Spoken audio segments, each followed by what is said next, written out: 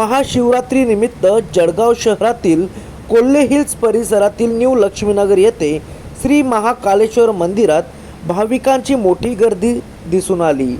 शिवभक्तांनी पहाटेपासूनच मंदिरात हजेरी लावत भगवान महादेवाच्या दर्शनाचा लाभ घेतला।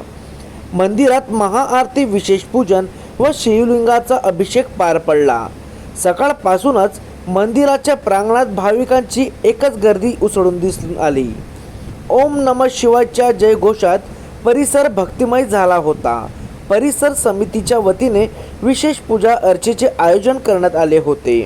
विविध धार्मिक कार्यक्रम, भजन कीर्तन, महाप्रसादाचेही आयोजन यावेळी करण्यात आले होते।